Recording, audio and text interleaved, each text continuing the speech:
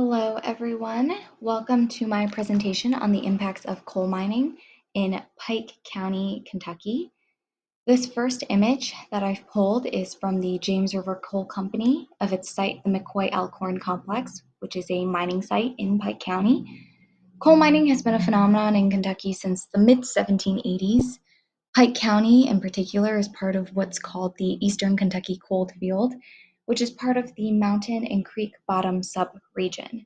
This essentially means that it's characterized by high slopes and sandstone is prominent. Many areas within this county were agrarian until the mid 1920s and 30s when there was a shift to an industrial economy. Now, only about 1 to 5% of the land is used for agricultural purposes. Additionally, because the county is sandstone based, there are severe limitations for home construction based on USDA and RCS soil evaluations, meaning Pike County is truly a mining county. There is very little residential area within this county.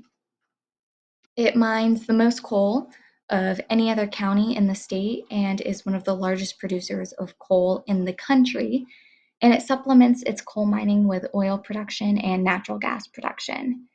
Mostly underground mining happens in this region, but there is also some above ground mining that takes place.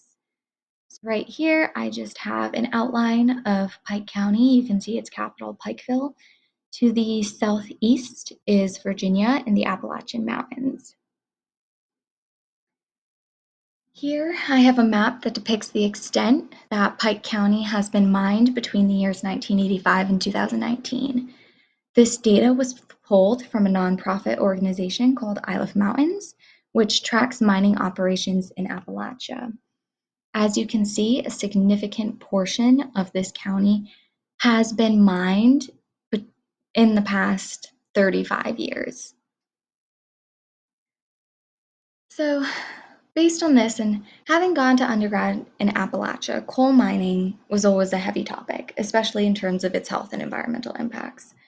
Coal mining has been linked to black lung disease, the destruction of forests and ground cover, which can lead to flooding and soil erosion issues, the contamination of waterways due to coal ash and toxic elements. So for this project, my research question was to evaluate how mining in this one particular county has changed the landscape over the past 20 plus years. Additionally, over the past several years, there's been a lot of political conversation regarding shifts in the coal industry, and I wanted to see if that change was echoed in the landscape of this county.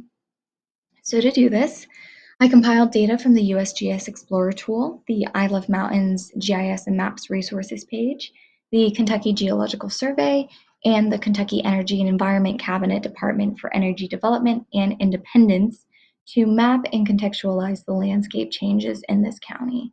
I also conducted literature reviews on the impacts of coal mining and changes in coal production in the county. So what did I find? This first slide depicts a Landsat 5 image taken on September 5th, 1997, and a Landsat 8 image taken on September 20th, 2020.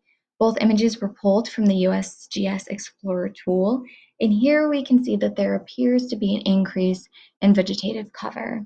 There's more green, and there are fewer of these broad white splotches, which represent either development or mining sites.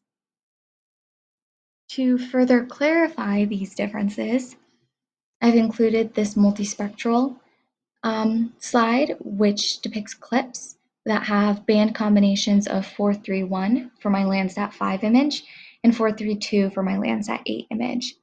These band combinations highlight the differences between vegetation in urbanized or developed land. Vegetation is depicted in red and developed land in cyan. So based on these two maps, you can see that there is significantly less cyan in the 2020 Landsat 8 image than the 1997 Landsat 5 image, particularly in the center lower portion of the county and the upper right portion of the county.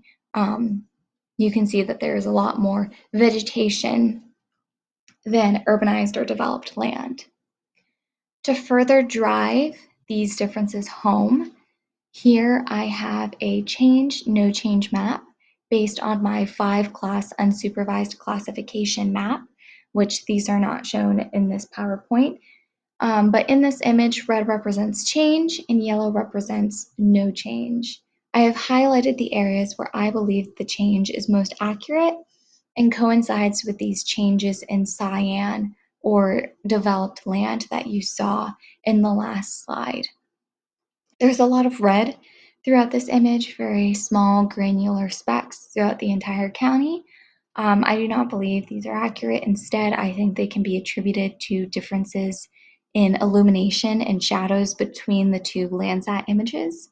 One of my images was much more brightly illuminated, and therefore there weren't as many shadows cast, while in another one of my Landsat images, there were starker shadows. And so this often led to misclassifications of shadowed mountain relief, and thus misidentified change. So for these areas where I have indicated with a green box that I believe reflect accurate land cover change, can I prove that these changes are associated with changes in mining activities? To test this, I decided to overlay my extent of mining layer from earlier in this presentation over this change, no change map. Mining extent is shown in cyan, so you can see that many of the red zone changes that I identified in the previous slide are now gray because they are overlapped by the mining extent layer. And I think what this shows is that these zones, which were originally bare in 1997, coincided with mining activities. The increase in vegetation of these zones is also thus related to the increase of vegetation in mining areas. So, to summarize, we can clearly see that there has been a decrease in bare ground associated with mining activities in this county and an increase in vegetative cover.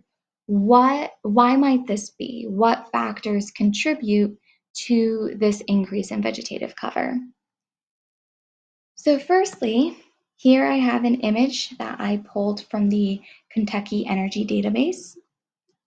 It depicts the amount of coal production in Pike County between the years 1880 and 2016. Coal production due to surface mining activities is depicted in green, and coal production due to underground mining activities are depicted in gray.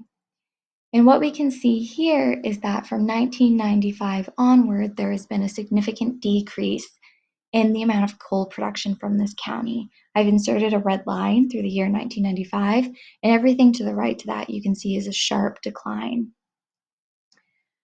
Numerically, in 2000, about 34 million tons of coal was produced or were produced in Kentucky, while in 2013, only about 10 million tons were produced. So we can see that this is an industry that is producing less and less coal each year. Which this phenomenon or this trend may coincide or may be responsible or even related to this decrease in mining extent that we're seeing in Kentucky, and instead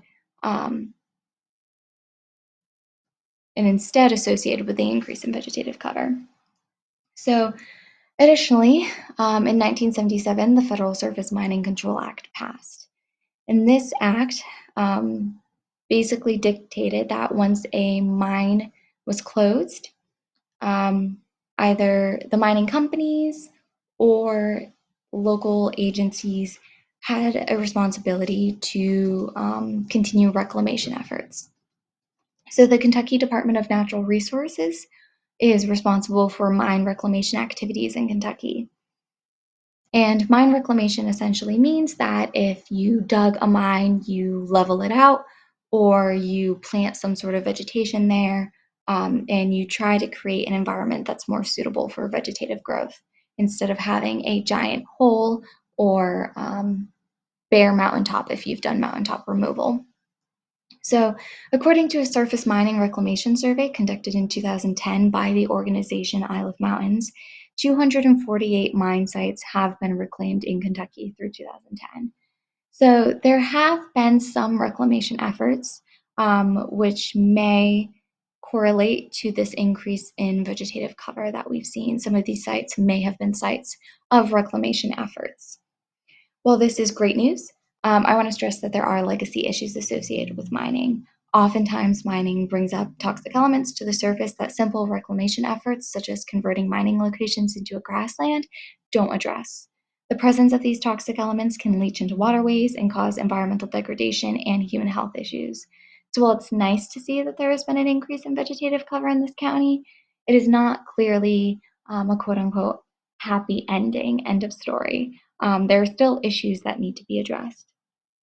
So, based on this, if I were to continue research in this area, some subsequent questions I would have is how do you relate the observed changes in land cover between underground versus surface mining? Surface mining obviously results, or may or may not result, I'm not sure, in a larger land cover change than underground mining. So I would be curious to see how these changes relate to these two types of mining activities. I mentioned contamination. I would be interested to see if there are any Superfund sites associated with these mining areas because of the toxic elements that are brought up during the mining process. And then, in relation to these toxic elements, how has the proximity of these mining sites to residential areas affected local water and air quality? So, in conclusion, the increase in vegetative cover that we've seen over the course of this presentation is great news and is indicative of positive changes. However, there are still many issues that need to be addressed and questions that have gone unanswered.